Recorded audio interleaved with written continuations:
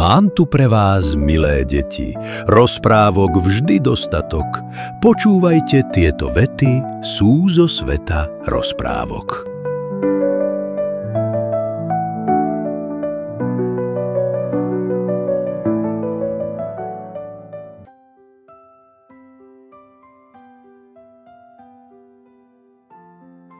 Ako sa obor naučil tancovať? Kde bolo, tam bolo. Za 7 horami a 7 dolinami rozprestieral sa čarovný les, plný života a mágie. Stromy v tomto lese boli vysoké ako veže, až sa ich koruny dotýkali nebies. Vzduch bol prevoňaný omamnou vôňou kvetov a všade navôkol sa ozýval spev vtáčikov a šum lístia. V srdci tohto čarovného lesa, na malej lúke obklopenej vysokými jedľami, stála útulná chalúbka. V tej chalúbke býval mohutný obor Hromoslav. Bol to ten najdobrosrdečnejší obor, akého si len viete predstaviť. Napriek tomu, že bol vysoký ako 2 duby a jeho hlas bol dunivý ako hrom, mal vo svojej mohutnej hrudi ukryté láskavé a nežné srdce. Hromoslav mal medzi obyvateľmi lesa veľa priateľov. Veveričky, zajačiky a srnky sa rady hrávali na lúke pred jeho chalúbkou a Hromoslav ich vždy s radosťou pozoroval. No predsa len mu čosi chýbalo k úplnému šťastiu. Hromoslav túžil potom, aby sa naučil tancovať. Videl, za kým pôvabom tancujú lesné víly a sníval o tom, že sa raz bude vedieť pohybovať s takou ľahkosťou a eleganciou ako oni. Jedného krásneho slnečného dňa sa Hromoslav vybral za lesnými vílami, aby ich poprosil o pomoc. Kráčal hlbokým lesom a preskakoval padnuté kmene stromov. Jeho kroky duneli tak, až sa zem chvela. Kráčal dlho, kým sa konečne dostal na čistinku uprostred hlbokého lesa. Tam podľa povestí prebývali tie najlepšie tanečnice v celom lesnom kráľovstve.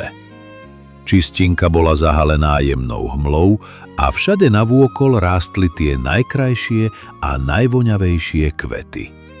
Uprostred tej krásy tancovali víly. Ich tanec bol tak ľahký a vzdušný, ako by sa zeme ani len nedotýkali. Ich pestrofarebné šaty sa trblietali v lúčoch slnka a dlhé vlasy im viali vo vetre. Keď víly zbadali prichádzajúceho obra, zľakli sa a skryli sa za stromy. Ešte nikdy nevideli niekoho tak obrovitého. Hromoslav sa zastavil na kraji čistinky a zdvorilo sa poklonil. Jeho hlas znel prívetivo a láskavo. Milé víly, prosím, nebojte sa. Som Hromoslav a prichádzam za vami s prosbou o pomoc. Celým svojím srdcom si prajem naučiť sa tancovať. Chcel by som vedieť potešiť svojich lesných priateľov ladnými tanečnými pohybmi. Prosím, buďte tak láskavé a naučte ma stať sa dobrým tanečníkom. Víly vyšli spoza stromov a zvedavo si obra obzerali. Ešte nikdy v živote ich nikto nepožiadal o to, aby ho naučili tancovať. S úsmevom prikývli a rozhodli sa Hromoslavovi splniť jeho želanie. Postupne sa každá z víl ujala náročnej úlohy a začala Hromoslava učiť nejaký tanec. Prvá víla, štíhla a plavovlasá lúčnica, vzala Hromoslava za ruku a učila ho valčík. Ona sama sa pohybovala s takou ľahkosťou a eleganciou, že sa zdalo, ako by sa ani zeme nedotýkala. Hromoslav sa snažil napodobniť jej pohyby, ale jeho mohutná postava mu to neuľahčovala. Triaslo sa celé okolie, keď sa snažil otáčať do rytmu valčíka. Druhá víla, ohnivá a temperamentná Flameja s vlasmi farby plameňa, učila Hromoslava tango. Jej pohyby boli rýchle a vášnivé a Hromoslav sa snažil udržať s ňou krok. Bolo to náročné, pretože jeho nohy boli ťažké a neohrabané. Často sa mu prepletali jedna cez druhú. Tretia víla, nežná a éterická snežienka s vlasmi striebristej farby mesačného svitu, ukazovala Hromoslavovi, ako sa tancuje balet. Jej pohyby boli ladné a precízne, ako pohyb snehovej vločky vo vetre. Hromoslav sa pokúšal napodobniť jej pohyby, ale bolo to, ako by tancoval slon. Hromoslav sa snažil zo všetkých síl, aby sa naučil tancovať. Ale stále mu to nešlo. Jeho mohutné laby sa plietli a často nechtiac šliapal vílam na nohy.